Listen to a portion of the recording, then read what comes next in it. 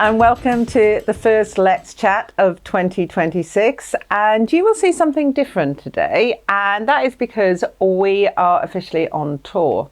So I have Mr. H, Benny, the cameraman, and I have Mrs. Jones, Pilly, our marketing person, who has travelled with me today to Corby, where we have 3 schools. We did try and get the sofa on board, but it seemed too much to get that in the car. So we're on chairs today, but the sentiment is the same, being part of IFTL and chatting to the people who make the difference. So today we've got head teachers from the 3 Corby schools. We've got something interesting where we've got a co-headship, so that'll be interesting to see how they navigate through leadership of quite a large primary school. We've also got early years. Early education is so important. As you know, there's a strategy that we are working on throughout the trust, and today be interesting. There's a lot of nursery places in Corby. So we've got about over 200 nursery places in Corby. So it's a big part of the work we do in the area. We've got our youth parliament. Can't wait to meet them. They're from 3 different schools, and we'll talk to them about how they work with other children within the trust. And finally, we've got Alison, who is joining us as a senior business partner. And I really want to tease out with hers, like, why would you come and work at IFTL? What do we do different? Why are we the employer of choice? So grab a cup of coffee and let's begin. Okay, so we've got 2 head teachers. Would you like to introduce yourselves? Yeah, so I'm Kate West and I'm head teacher at Wood-Newton. I'm Jennifer Doherty, co-head teacher at Exeter. And we have been working together for, well, what were we saying? 7 years. 7 years. And it was quite a big deal, really, coming to Corby, and for you guys, really, to have a new trust coming to Corby. How did that feel initially? I think it was at a time for us when we really needed that change. And I think the school improvement aspect around teaching and learning was really powerful for us, as we've seen then with our Ofsted in 2023, where we achieved good for the first time in, I think, probably forever. So really powerful in that respect. Like Jen said, we were absolutely ready for something new. We needed, within our school improvement journey, we were ready for some new support. But like always with change, at first, it's always a little bit of the unknown. And it's about people, isn't it? It's about people, it's about culture, it's about how we're going to work together. Because, you know, you in particular at Exeter, you had a tough time, hadn't you? So it's like, well, what's going to be different about this lot? And I think the biggest thing for us was that you embraced us. So what sort of things have you benefited from? So school improvement was one big thing, and of course that's what we're here for, is to make sure that the lives of our children are better and the potential is greater. But what other things do you think has been good? The iPads, I think it's unique, isn't it, in terms of the offer that we can provide with those to the children, and the amount of children that have them and having them as one-to-one devices. And obviously we're still learning in how to use those in the best way. I remember I was there when Wood-Newton children were given their iPads, and I think one child said, oh my God, this is better than Christmas, because it was the first device, and it was quite an emotional thing. And I really thought children would just muck around with them to start with, but they really didn't, and they've really looked after and appreciated them, haven't they?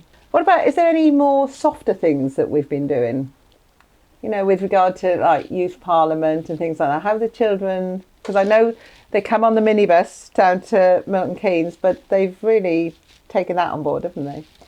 Absolutely. The youth parliament that you've been working with, the 2 members, I mean, one of the children is coming later today to be part of Let's Chat today, but has really made the children at Wood-Newton think about sustainability. They're talking about saving electricity. We have the switch off, so we're all over the turning the lights off. Absolutely, and I just wish like people could see what it's like when they first arrive, and not just Wood-Newton and Exeter children, but all children coming together for the first time in all their different colour uniforms to be part of the same family. And then when I explain the map where everybody is, and they can see how far that they've had to travel down to Milton Keynes. It's just amazing how they rate themselves as, I'm really scared to start with, and it's like by the time they leave, they're like buzzing for more, and that's got to build their confidence, isn't it, for the future? I think there's also a culture of them now. We had some year sixes this year say, I really want to be on Youth Parliament, and that culture of it being something to strive for and look forward to. So I think that's an important part of that sort of culture and their aspirations for themselves as well. And I think that's a big thing. For me, it is important. I've debated, is it important for children to know they're part of something bigger? And I think definitely they really love that. Okay, well, thank you so much. I think Corby on Tour has been a success so far. So I look forward to working with you going forward. Thank you. So my next two guests are also head teachers. Now, we have 3 schools in Corby as part of our organisation, but 4 head teachers. So let me firstly introduce you to Hannah. Hannah is a co-head with Jen, who we just met earlier. How does that work? It works really well. There's the shared responsibility, the shared load, always having somebody to be able to go to talk about those higher level problems and things with, and just having that collaborative working together works really well for us. And then Tess, you are the 3rd school, Priors Hall School. How did you work together before you joined the trust? I don't think we really did we? No. As a Wood Newton, Exeter and Priors Hall, we were obviously managed by the Wood Newton Trust, all 3 of us, before you initially, before we joined, and we did little work together. It was really nice because before we actually officially joined IFTL were heavily involved in our improvement, because when we had Ofsted, we were kind of an honorary member of IFTL, and then the school improvement started before we'd even joined, which was in April 2020 during COVID. So after that, there was a big shift in how much we worked together, and it's only became stronger. And what's really nice is sometimes people will meet up, like our early years teams and our maths teams will meet up without us even being involved, because they've got that collaboration and we don't have to orchestrate it anymore, do we? Whereas before it was very much, okay, early years teams get together, curriculum teams get together, but now they do that themselves. Our children do a lot more together. Yeah. So this afternoon there's the All Stars, isn't there, where they're going to do some music and some dancing, and all 3 of our schools are coming together. And obviously our Youth Parliament members travel together. It's really lovely to see our children, and our children talk about our Exeter family and our Wood Newton family. So tell me about development of a career in IFTL. How have you? So you were both. Talk about your own experience. So I joined Wood Newton, and I did my NPQSL when I joined. So that's been my kind of career development, and I've gone from teacher to head teacher within the trust. And it's been a really positive journey. And I think, not speaking about my own journey, but some of our teachers at Priors have gone from TA to teacher through the TMA ITT, which has been really successful, and those teachers are excellent. So yeah, I was the same, so teacher to head teacher. But I think the thing about being a head teacher in this trust is you're so well supported that you never feel like you're on your own. And I wouldn't want to do the job in another trust, because you are so supported and you're coached all the way through every process, and there's always somebody at the end of the phone who you can call and say, actually, I'm not quite sure what to do in this situation, because teacher training doesn't prepare you for everything that you need to be able to do for headship. No. But being part of the trust, I think, really does. Yeah, a headship is a scary role if you're in a standalone, isn't it? And now, there is, I know you're a bit reticent. It's like, are we, both of you, am I ready for this? But actually, with what you've got wrapped around you, absolutely, nobody's gonna fall over. Is there anything finally that you think that we could think about for the future? More schools in Corby? Yeah. More schools in Corby. So if you are listening to this and you're a head teacher in Corby, then... I would recommend. Yeah. No, I think you're right. I think we could do with creating a bigger system in Corby. But saying that, you do a lot in Milton Keynes schools as well, don't Yeah. you? So it's reciprocal. Yeah. Yeah. Okay, thank you. Thank you. Thank you. So as we know, the government is really, really pushing young people to have the best start in life. And we've really embraced that as a trust. And our early education is extremely, extremely important to us. So that's why we wanted to put a bit of a spotlight. Corby for us added so much to the trust in terms of their early years expertise. So we've got two people today. Do you want to introduce yourselves? Yep, I'm Charlotte Brazier, so I am one of the assistant heads at Prize Hall and I lead on our early years. I'm Sammy Newstead, Assistant Head and Early Years Lead at Exeter. So you've got quite big nurseries, haven't you? So how many is Yes, so we have a 60-place nursery. And we've got 52 place 3 and 4 and 22-year-olds. So you've got the 2-year-old provision as well? We've got 2-year-old provision as well. So that's very exciting, and that kind of helps us feed through to the school really, because they start with us at 2 and hopefully they can continue their journey all the way through into school with us. This is not just childcare, is it? This is schooling, nursery schooling. So tell me how you work together then. So we work across the whole trust. We have an early years network, so we meet termly where we can share expertise and visit each other's schools. And then we also have a Corby Hub group. So the 3 Corby schools, we also work together to align our curriculum intentions and, you know, feed off of one another to bring in what we bring into our provisions. But we do have a core network group across the trust, and we're really lucky. We've got exceptional early years provisions in our trust. And so that's been so helpful to go to other schools and see how they're doing things, and then be able to bring that back in a smaller way and meet as a Corby Hub and look at how we can implement that in our schools. Because it's really important, isn't it, that we learn from each other, but we have got a particular context in Corby or in any school. Every school is a difference. So would it be right to say that if you were a parent looking for a place in a school in Corby and one of our nurseries was oversubscribed, what would be different then about coming to either, say you were oversubscribed at Prize Hall, Exeter or Wood Newton? Would the offering be similar? The offer would be really similar, yeah. We work really closely together. As I said, the curriculum intentions, like Charlotte said, are set out across the trust. We would just fill that with things that are bespoke to our school. We know certain things like communication and language is really important for our 2-year-olds coming through. So we work with external professionals and groups to really make sure that the offer we have in our nurseries is really strong, and working with a wealth of professionals to support those children as well. So what about, the government is also saying how we include families more. Yeah. How are we doing anything with families? I think all of our Corby schools in particular, we definitely have a huge push on parental engagement, don't we? So we do lots of things, particularly in the early years. I think it's very easy to get parents in the early years because they are more invested in finding out about their child's journey. And we have a really good uptake on parental engagement. So we invite parents in for phonics information evenings, for example.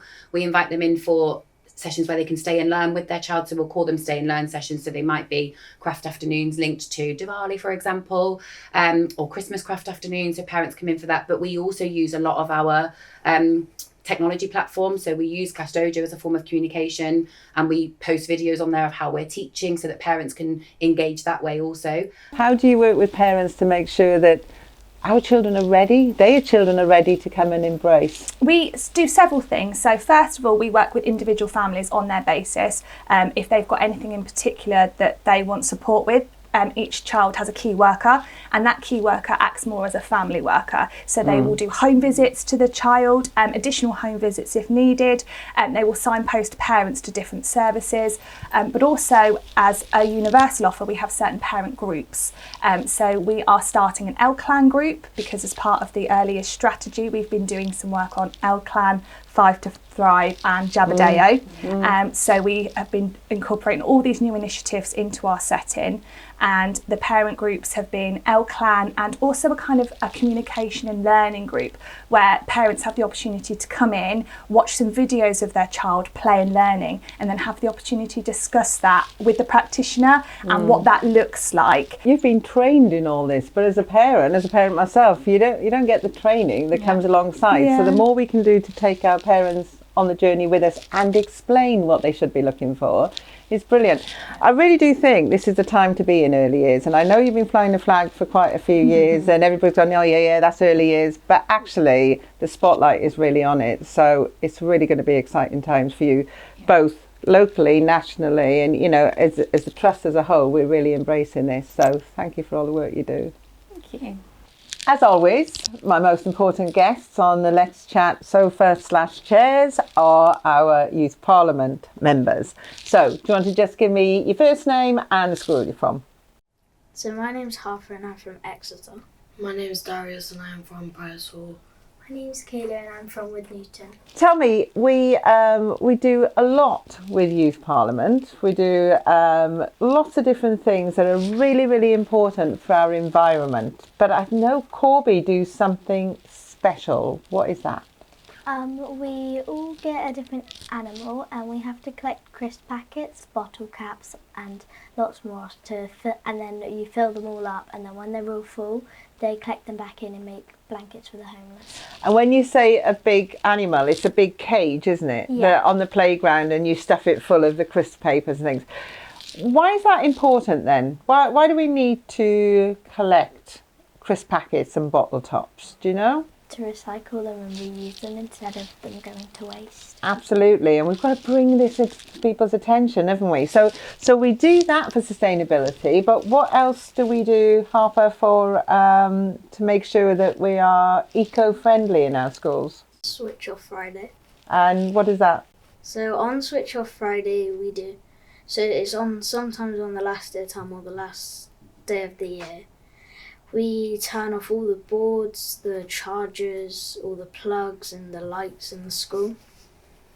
And we've seen that it saves money, but it also, as importantly, saves energy. So that's a really important part of Youth Parliament. But another important part is your leadership. You are on Youth Parliament because you are part of my senior leadership team across the Trust. How do you show yourself to be a great leader? What did you do on the first time we met? So we went to Milton Keynes and we basically went to other people and we told them who we are and like what we liked and everything about us. And then we got to know each other, and then we felt more confident. Can you tell me anything about our Trust? How many schools have we got in our Trust? 21. 21 schools. How many children do you think that is? About 10,000. About 10,000 children. So if we put you in a football stadium, there would be a lot of children as part of our family. And just one thing to finish, there's something really important to me, is our values, the way we behave, adults and children, big people and little people, towards each other. So what is the word that is the acrostic poem for our values? Can you remember? Futures. Futures, right. I'm gonna put you on the spot now. I'm gonna start with you. What does the F stand for? Fun. Well, can you show your face to be fun then? You having fun? Unique. Unique. Together. Together. Anybody else join in with the next one? Unafraid. Unafraid. What is R for? Responsible. Responsible. You can do E. So energetic. And what's the last one? Do it together. Safe. Safe. And that's the most important thing. You can be energetic, you can have fun, you can be together, but you need to feel safe. So we've got lots more work to do for Youth Parliament in the next couple of months, but thank you so much for visiting the sofa today. And last but certainly not least, we've got Alison Wyman on the, I keep saying sofa, but we're on the chairs in Corby. And Alison has recently started working with us. But Alison is not new to the Trust. Do you want to tell us how you know about us? Yeah, so I've worked with the Trust for around 6 years now while I've been at EPM, sort of on the periphery, but helping each and every school sort of with advice, guidance, policies, procedures. So you've really seen us grow, haven't you? And transform, like from a caterpillar into a butterfly. Is that right? Yep. And you loved us so much that you decided to come and work with I us. did. The opportunity arose and I wasn't looking to leave EPM. But it was just too good an opportunity not to take forward, really. We've done things to keep us safe and to look after each other as part of the culture, but now we have to systemise more.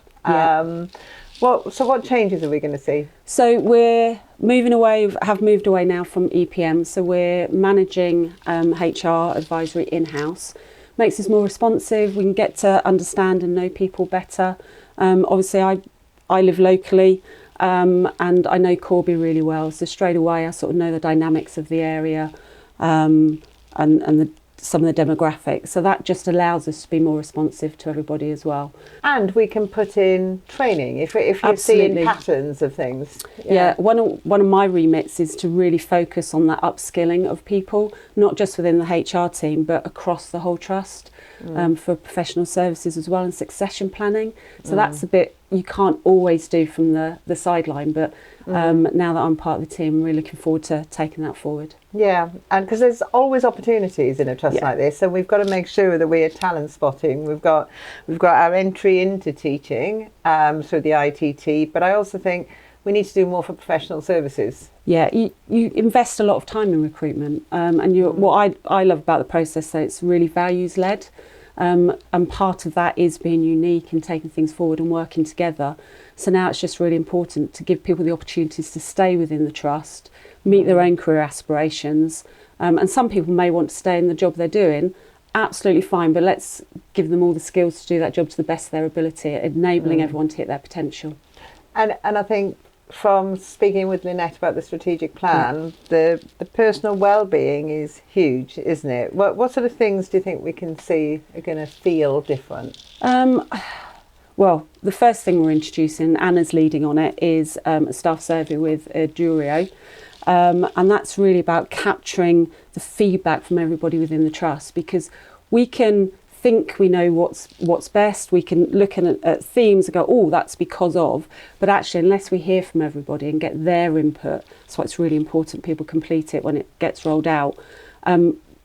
We're just going on what our thoughts and feelings are, and it's really important that we hear directly from everyone who works here and is part of the trust. Because I think we could get criticised for trying to solve a problem, but we don't really know what the problem is. So we know working in a school or working in education is tough. Yeah. So how our resolutions to things can be very different from other people's. So the bottom line is we want people to have really good work-life balances, feel well, workload under control. How we do that is not down to us to solve that problem, is it? No, and there's lots of things we can help to assist and guide, but we're all as individuals accountable for who we are and what we do and how we act.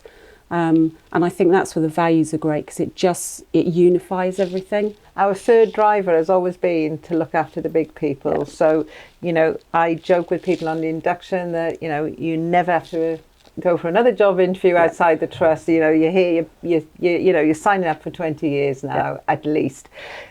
But to be able to do that, we've got to put our money where our mouth is and really wrap around people, look after. We want to be the employer of choice because we care. We care. We're a humans-led organisation. And I talk about the little people a lot, but if we look after the big people, the little people will flourish, won't they? Yeah, and I've seen that over the years, and that's why I was so excited about, putting myself forward and seeing if I could join you. Because those values and that attitude and that, it's there all the way through. And I've seen that from, 6 years ago when I first started working with you through to today. And it keeps developing that way. And that's what really excites me about being here now. Brilliant. So the big message is get the surveys done. Yep. We want to hear how people are feeling about the trust, good or bad, because we want to build on that. It's all our responsibility to make this work. Absolutely. Fantastic. Thank you.